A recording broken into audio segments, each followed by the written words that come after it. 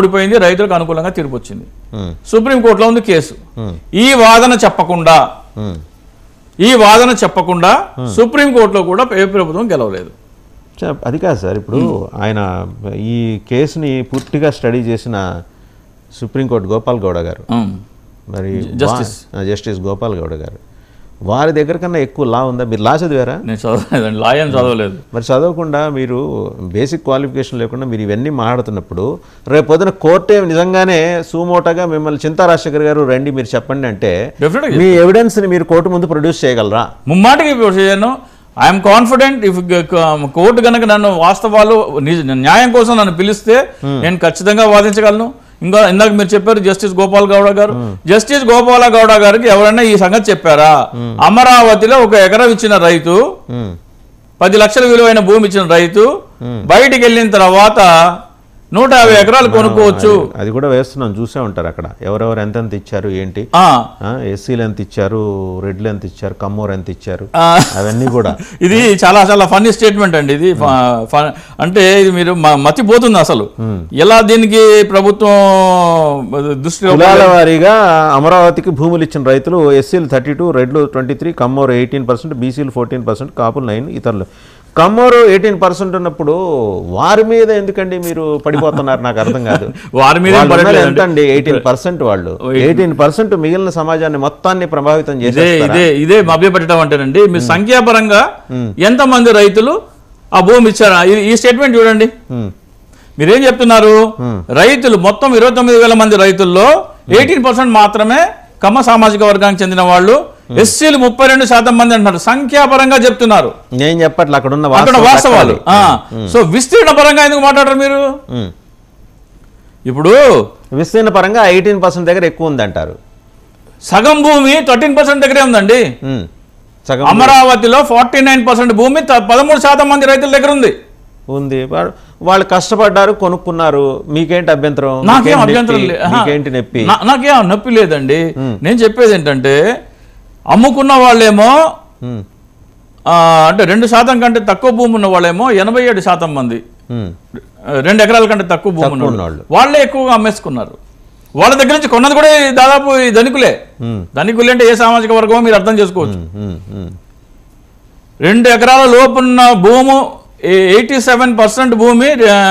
అవునండి. ఆ రోజు నేను ఒక మాట నేరుగా అడుగుతాను రాజశేఖర్ గారు, 7 లక్షల నుంచి 10 లక్షల ఎకరం ఉన్న భూమి వాళ్ళు 2 ఎకరాలు చిన్న సన్నకారు రైతులు చిన్నకారు కూడా అనడానికి లేదు, వాళ్ళకి ఏదో భూమి 25 లక్షలకి అవకాశం వస్తుంటే అమ్ముకోరా?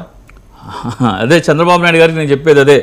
చంద్రబాబు నాయుడు గారు ఒక రైతు 10 లక్షల భూమి విలువ 25 లక్షలు అమ్ముతున్నప్పుడు మీరు ఈ సిఆర్డిఏ చట్టం ఎందుకు తీసుకొచ్చారు? మీరు ప్రభుత్వం ఎక్కడ ఉండాల్సింది కదా.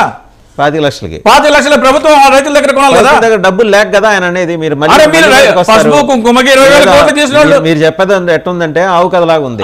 ఏమండి పసుపు కుంకుమకి మీరు 20,000 కోట్లు తీసారా లేదా? పసుపు కుంకుమ తీసారా లేదా? రెండోసారి 4వ సంవత్సరం తీశారు. 4వ సంవత్సరం అంటే బడ్జెట్ లో 191,000 కోట్ల బడ్జెట్ లో 20,000 కోట్లు అంటే 10% మీరు తీయగలిగారు. కాదండి, ఒక ముఖ్యమంత్రి తన ఆడబోడుసులకి ఇద్దాం అనుకుంటున్న దాని మీద కూడా మీరు అబ్జెక్షన్ ఇస్తారు. ఏమండి రాష్ట్ర ప్రజలందరికీ ఇమ్మంటున్నా కదా.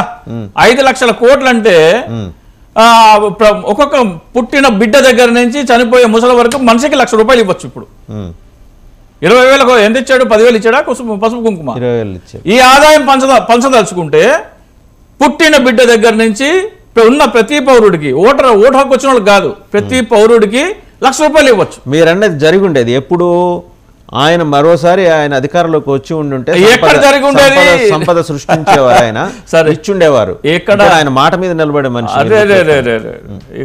ఈ చట్టాన్ని ఎలా సమర్థిస్తారు? రమ్మనండి చూద్దాం రేపొద్దున. మీరు వెళ్తారా? మీరు డిబేట్ అంటే డిబేట్ కాదు, కోర్టు అవసరం, కోర్టు పర్మిట్ చేస్తే నేను వెళ్ళి చెప్తాను. నేను యాజ్ ఎ కామన్ మ్యాన్. అంటే మీరు బిల్డ్ చేసింది ఎట్లుందంటే పూర్తిగా హైపోథెటికల్ గా ఉంది. హైపోథెటికల్ గా 25% వాల్యూ చంద్రబాబు చెప్పిన ఒక మాట పట్టుకొని మీరు మాట్లాడుతున్నారు. చంద్రబాబు నాయుడు వాల్యూ కట్టమనండి. చంద్రబాబు నాయుడు నేను సంపద సృష్టిస్తాను అంటున్నారు కదా చంద్రబాబు నాయుడు. నేను మళ్ళీ చెప్తున్నా అండి, 2 తెలుగు రాష్ట్రాలు దేశంలో ఉన్న చార్ట్ అకౌంటెంట్లందరినీ ఒక మిక్సీలో వేసి బయట తీస్తే ఒక చంద్రబాబు నాయుడు గారు. వాళ్ళకన్నా ఎక్కువ తెలివితేటలు ఉన్నాయి. ఆయన విజువలైజ్ చేశారు. భవిష్యత్ 5 లక్షల కోట్లని 5 లక్షల కోట్లు ఇస్తే మరి 5 లక్షల కోట్లు రైతులకు ఎందుకు దోషి పెడుతున్నామంటారు నేను చంద్రబాబు నాయుడు. ప్రభుత్వం ప్రభుత్వ భూమి విలువ 5 లక్షల కోట్లు అయినప్పుడు రైతులకి 25% భూమి ఎందుకు ఇస్తున్నావు? నువ్వు 6,800 కోట్లు పెట్టి ఎందుకు కొనలేదు?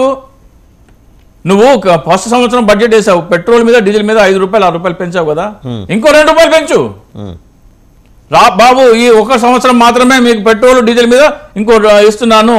ఇది మనం చేస్తే ఆంధ్రప్రదేశ్ ఖజానాకి 5 లక్షల కోట్ల ఆదాయం వస్తుంది. రాష్ట్ర భవిష్యత్తు కోసం ఇది ఉపయోగపడుతుంది. కాబట్టి నేను రైతుల దగ్గర నుంచి భూమి మొత్తం కొంటున్నాను 100% రైట్స్తో అని. ఈ లాభం మొత్తం ప్రభుత్వం ఖజానా కదా నువ్వు తీసుకురావాల్సింది.